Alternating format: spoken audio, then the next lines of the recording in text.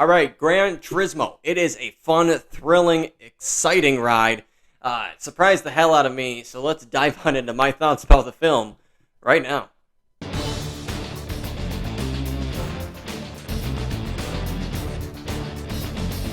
What's going on, everybody? Welcome back to the channel. My name is Tyson. If you're new here, we talk about movies. We do movie reviews, movie trailer reactions. We do movie rankings, out of the theater reactions, cover news. We try to do it all here on the channel. So if that sounds interesting to you, please check us on out. Subscribe. We are on the way to 1,000 subscribers.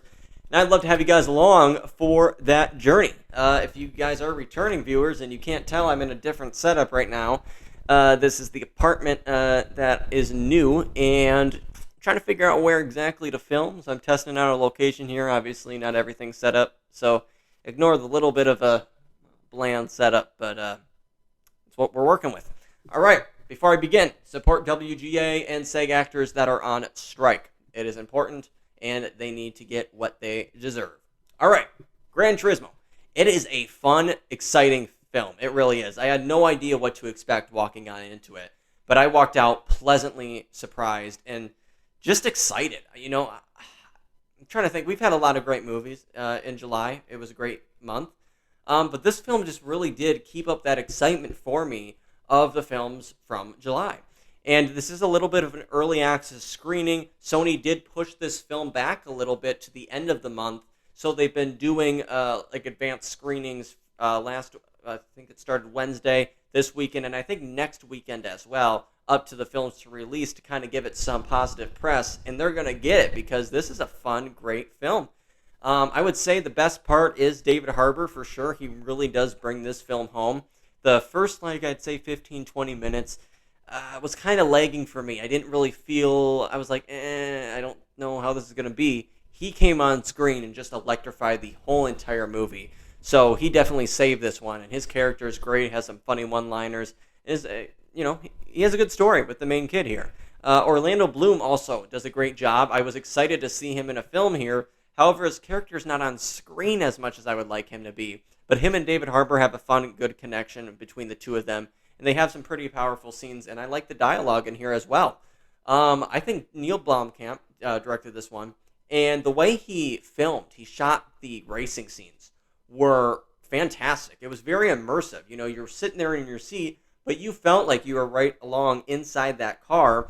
And when he did these cool aerial shots, just kind of zooming in and out between the cars on the track, that really worked for me, and I was really impressed. So that was a 10 out of 10 right there. You felt like you were immersed in this world. The main kid in here, I forget the actor's name, and I think the character's name is Juan in here.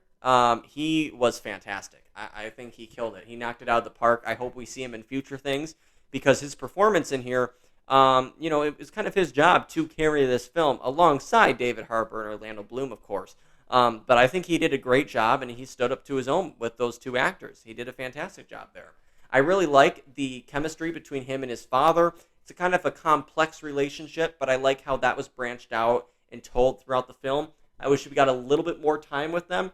But overall, I really did appreciate and I liked that relationship a lot. And I don't like myself right now because I can't remember this actor's name who plays the dad. But he's in a lot of movies, and I think he's a phenomenal actor.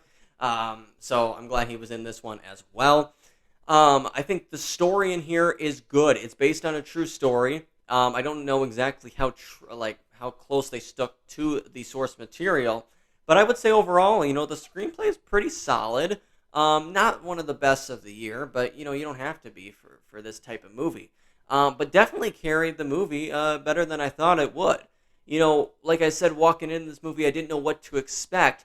And I think a lot of people are going into this film with low expectations. But you walk out of it pretty high, like pleasantly surprised.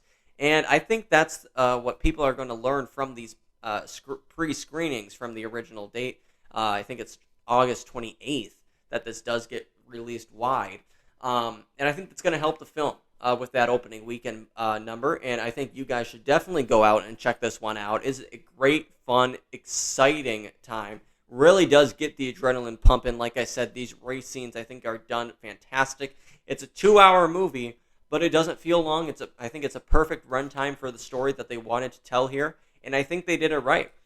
I don't know what to say, guys. This really did surprise the hell out of me, and I enjoyed myself watching this one, and it really brought emotions to me in the theater that I didn't expect. So, if I were to score Gran Turismo here, I'm going to give it a 7.5 out of 10. The more and more I think about it, the more and more I like it, and I think it's one of the best films racing-wise I've ever seen. So, let me know your guys' thoughts down below in the comments section. Are you going to be checking this one out with some of the pre-screenings? Are you waiting till opening weekend?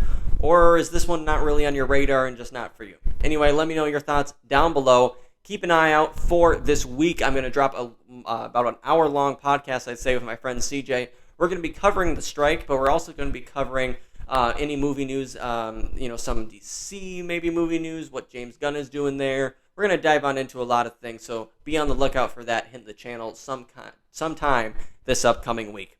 We are on the road to 1,000 subscribers. We'd love to have you guys along for that journey. Till the next one, guys, it's Tyson Honecker. I'll catch you then.